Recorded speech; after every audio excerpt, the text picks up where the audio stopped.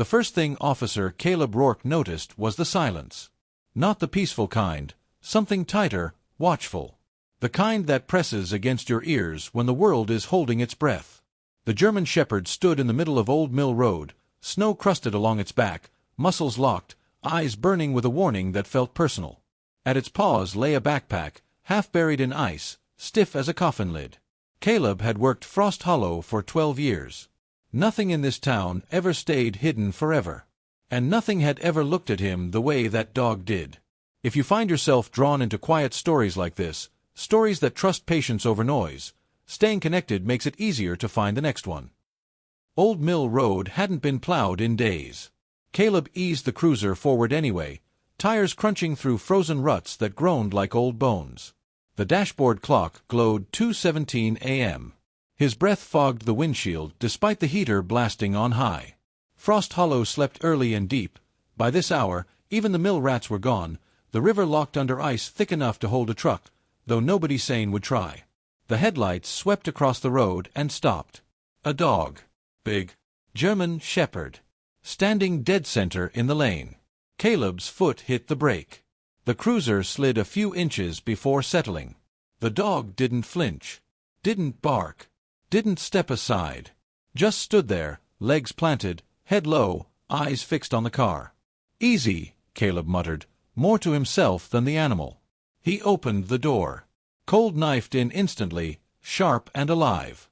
The smell of pine, iron, and something faintly sour rode the air. The dog tracked him as he stepped out, its body shifting slightly, not retreating, not advancing. Guarding. That was when Caleb saw the backpack. It lay at the dog's front paws, black nylon stiff with ice, one strap half frozen into the snow. A thin crust of frost glittered along the zipper like broken glass. Caleb had seen abandoned things before. Boots. Coolers. Once, a cello case dumped by bored teenagers. None of them had ever been protected like this. "Hey, boy," he said quietly, palms open. "You hurt." The shepherd's ears flattened a fraction.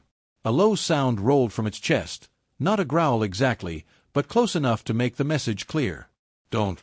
Caleb stopped 3 steps away. The dog's eyes were wrong for a stray. Too focused. Too aware. There was training there. Discipline. The kind that didn't fade quickly. "Where'd you come from?" Caleb asked. No collar. No tags. The fur around its neck was rubbed thin, as if a harness had been worn and removed recently. Fresh. Caleb radioed in. "Dispatch, this is Rourke. I've got an animal situation on Old Mill. German Shepherd, possibly trained. There's property involved. Requesting animal control and backup." Static, then Marla's voice, tired, familiar. "Copy that, Caleb. Animal control's an hour out. Roads are bad. You okay out there?" "Yeah," he said, eyes never leaving the dog. "I'm fine." He wasn't sure why he lied. The shepherd shifted when Caleb glanced at the backpack again. One paw slid forward, resting lightly on the fabric. Possessive. Protective. Caleb felt a prickle along his spine. "All right," he said. "I'm not touching it." The dog's posture eased by a hair. Not trust. Permission. Caleb crouched slowly, the cold biting through his knees. Up close, he could see ice crystals clinging to the seams of the bag. It had been there a while. Long enough to freeze solid. "Someone leave you here?" he asked. The dog blinked once. Behind them, the forest pressed in, black and soundless. Old Mill Road cut through it like a scar. No houses for nearly a mile in either direction. No reason for anyone to be out here at this hour. No reason for a backpack, either. Caleb's radio crackled softly at his shoulder. The dog's head snapped toward the sound. Muscles tightened again. "It's all right," Caleb said, lowering his voice. "Just me." The shepherd looked back at him. Its breath came out in steady clouds. No panic. No fear. Just resolve. Caleb had the uneasy thought that the dog wasn't waiting for help. It was waiting for someone. Minutes passed. 10. Maybe 15. Time stretched the way it does in cold, slow, brittle. Caleb stood, stamping his feet to keep the feeling in them. His eyes drifted to the tree line, half expecting movement. Nothing. Just snow-laden branches and the faint creak of frozen wood. Then he noticed the smell again. Not animal. Not pine. Metallic. Blood, old and thin. He knelt again, closer this time, and saw it, dark stains frozen into the snow beneath the backpack. Small, irregular drops, as if something had dripped slowly rather than spilled. Caleb swallowed. "Okay," he murmured. "Okay." The shepherd's gaze followed his, then returned to his face. There was something in its expression Caleb didn't like recognizing. Urgency. "I'm going to check the bag," he said. "I need you to let me do that." The dog didn't move. Caleb reached into his pocket and pulled out a strip of jerky. Emergency rations he'd forgotten were there. He held it out. The shepherd didn't even glance at it. "Figures," Caleb muttered. He took off his gloves and set them on the hood of the cruiser. His fingers screamed in protest. Slowly, deliberately, he reached toward the backpack. The growl came instantly, deep, vibrating through the frozen air. Caleb froze. "I hear you," he said. "I do." He shifted his angle, keeping his movements visible, slow. He wasn't afraid of dogs. But he was afraid of this moment, of crossing some line he couldn't see. "Listen," he said softly. "If there's someone hurt, I need to know." At the word hurt, the dog's head tilted. That was all. Something inside Caleb tightened. He reached again. This time, the shepherd didn't growl. It stepped back half a pace, never taking its eyes off his hands. Caleb's breath caught. "Thank you," he whispered. His fingers brushed the zipper. It wouldn't budge. Ice had sealed it shut. Caleb tugged gently, then harder. The sound that came from the bag was wrong, not the soft shift of clothes or papers. Something solid pressed back. A shape. Human-sized. No. Smaller. His pulse jumped. "Jesus," he breathed. He stopped. Looked at the dog. The shepherd sat. Perfectly still. Caleb pulled out his flashlight and angled it into the small gap near the zipper. The beam cut through darkness, caught on frost, then fabric. Pink. A mitten. Caleb's stomach dropped so fast it felt like falling. "No," he said. "No, no, no." He widened the gap enough to see more. A sleeve. A child's jacket, cartoon-patterned, stiff with cold. The curve of a shoulder beneath it. His hands started to shake. The shepherd stood and pressed its body against the bag, whining softly now, the sound breaking into the night like a cracked bell. Caleb backed away, chest tight, air refusing to fill his lungs. "Dispatch," he said into the radio, voice unsteady. "I need EMS. And Sheriff Hale. Tell him to come himself." Static. Then Marla again, sharper this time. "Caleb, what's going on?" "There's a kid," he said. "There's a kid in the bag." Silence on the line. Caleb sank onto the road, the cold seeping through his uniform. He stared at the shepherd, who stood guard once more, eyes fixed on the forest. Not waiting. Watching. As if whoever had left this here might still be close enough to hear a heartbeat. Sheriff Eli Hale arrived without sirens. That alone told Caleb how bad it was. The County Tahoe rolled to a stop behind the cruiser, headlights cutting wide arcs through the trees. Hale stepped out slowly, coat unbuttoned despite the cold, gray hair plastered to his head by sweat. He took in the scene in one long look, the shepherd, the frozen backpack, Caleb sitting on the road like he'd been knocked down and forgotten. "Where?" Hale asked. Caleb pointed. The shepherd's body tensed instantly. A warning rumble vibrated through its chest. Hale stopped short. "That dog yours?" "No." "Animal control?" "An hour out." Hale nodded once. He crouched, keeping distance. "Hey there," he said, voice low, practiced. "We're not here to hurt anyone." The dog didn't react. Hale looked at Caleb. "You open it." "Not fully," Caleb said. "There's a kid inside." "I saw a mitten." Hale closed his eyes for a second. Just a flicker. Then they opened again, harder. "EMS is 10 minutes out," Hale said. "Roads are clearing near town." Caleb laughed once, sharp and empty. 10 minutes. The shepherd shifted, whining again, more insistent now, nails scraping lightly against the ice. "It's alive," Caleb said suddenly. Hale's head snapped toward him. "What?" "I don't know how, but—" Caleb pointed to the bag. "Look at the frost pattern. It's thinner near the zipper. Heat from inside." Hale stared. "In this cold?" "I know." For the first time, Hale looked directly at the dog, really looked. "Then we don't wait." He shrugged off his coat and held it out. "Can you distract it?" Caleb hesitated. "I don't think it's guarding the bag," he said slowly. "I think it's guarding whoever's in it." Hale didn't argue. He just nodded once. Trust or desperation, hard to tell. Caleb moved first. He crouched near the dog, keeping his voice calm, steady. "Hey," he said. "You've done good. You've done everything right." The shepherd's ears twitched. "You're not in trouble," Caleb continued. "But I need to help them now." The dog's eyes flicked to the forest, then back to Caleb. Its breathing quickened. Hale slid in from the other side, careful, quiet. He pulled a knife from his belt and tested the blade against the ice. The shepherd growled. Caleb held out his bare hands. "I promise," he said. "I won't let anyone hurt them." Something shifted in the dog's posture, not surrender, but decision. It stepped back. Just enough. Hale cut.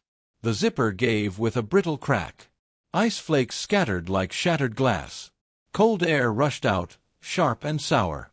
Inside, a little girl lay curled on her side. She couldn't have been more than 6. Her lips were blue. Her lashes rhymed with frost. Her chest moved, shallow, uneven, but moving. "Oh God," Hale whispered. Caleb didn't realize he was crying until tears froze on his cheeks. They worked fast. Hale wrapped her in his coat. Caleb radioed EMS again, barking coordinates. The shepherd pressed close, whining, licking the girl's mittened hand. "She's alive," Caleb told the dispatcher. "Hypothermic but breathing." The dog let out a sound that wasn't a bark. Relief, maybe. Or grief. As they lifted her, Caleb saw something tucked into the side pocket of the backpack. A folded envelope, edges stiff with ice. Hale saw it too. Their eyes met. "Later," Hale said. Caleb nodded. The forest shifted. Not sound, movement. A flicker between trees. Too deliberate for wind. Caleb's hand went to his gun. "Did you see that?" he asked. Hale did not answer. The shepherd turned sharply, hackles rising, body angling between the trees and the girl. "Someone's out there," Caleb said. Hale's jaw tightened. "I know." They didn't pursue. Not with a child half frozen in their arms. Not with a dog ready to tear the world apart. EMS arrived in a blur of red lights and shouted commands. The girl was loaded onto a stretcher, oxygen mask fogging with each weak breath. The shepherd tried to follow, claws scrabbling on the ice, until Caleb blocked it gently. "She's going to the hospital," he said. "You can't ride." The dog stared at him, betrayal sharp in its eyes. "I'll stay," Caleb added quickly. "I swear." The shepherd hesitated, then sat. The ambulance doors slammed. Red lights faded into the trees. Silence rushed back in. Hale exhaled slowly. "We need to talk." They went to the cruiser. Hale pulled the envelope from his pocket and held it between them. It was addressed in careful block letters. Caleb Rourke. Caleb's blood went cold. "You want to explain that?" Hale asked. Caleb shook his head. "I don't know who." "Don't," Hale cut in. "Just open it." Inside was a single sheet of paper. No letterhead. No signature. "You still owe me." Caleb stared. "What does that mean?" Hale asked. Caleb swallowed. "Nothing." Hale's gaze sharpened. "That's not an answer." Before Caleb could respond, the shepherd growled again. Low, warning. A figure stepped into the edge of the headlights. A man. Mid-40s. Beard gone gray at the chin. Hands raised. "Easy," the man said. "I'm not armed." Hale drew his gun anyway. Sheriff's office. Identify yourself. The man hesitated. Jonah Pike. Caleb's heart stuttered. Jonah Pike was supposed to be dead. Step forward, Hale said. Jonah did. The light revealed a familiar scar along his jawline, a memory Caleb had tried to bury. You left her, Jonah said, eyes locked on Caleb. Just like you left me. Caleb felt the weight of every bad choice he'd ever made settle into his bones. What's he talking about? Hale demanded. Caleb closed his eyes. Years ago. Before Frost Hollow felt like home. Before the badge felt like something earned. A drug run gone wrong. A kid in the back seat. A deal Caleb had walked away from to save himself. You said you'd come back, Jonah continued. I waited. She waited. Where's the mother? Hale asked. Jonah laughed. Hollow. You think she survived that night? The shepherd lunged, stopping inches from Jonah's throat. Call it off, Jonah said softly. Or I tell him everything. Hale looked at Caleb, not as a colleague now, but as a stranger. The forest seemed to lean in. Caleb knew, in that moment, that the child in the ambulance was only the beginning, and that Frost Hollow had finally come to collect what it was owed. The wind picked up as if the forest itself had exhaled. Snow sifted from the branches, whispering down around them. Jonah Pike stood in the headlights with his hands still raised, but there was no surrender in him, only patience. The kind that comes from knowing the end of a story before anyone else does. Hale didn't lower his gun. On your knees. Jonah smiled faintly. You going to arrest him too? He nodded toward Caleb. Or does the badge still protect him? Caleb felt every word like a bruise. Down, Hale repeated. Jonah complied slowly, deliberately, kneeling in the snow. The shepherd stayed coiled beside Caleb, eyes never leaving Jonah, a living barrier forged from loyalty and rage. Hale cuffed Jonah, then turned. Start talking. Now. Caleb opened his mouth. Nothing came out. Hale's voice hardened. You want me to hear this from him? Caleb shook his head. No. The words finally came, heavy and reluctant. 6 years ago, Caleb said, staring at the road, I was working narcotics in Gray County. Undercover. There was a runner, Jonah. He had a kid with him that night. His daughter. Jonah's jaw tightened. The deal went bad, Caleb continued. Shots fired. I had a choice.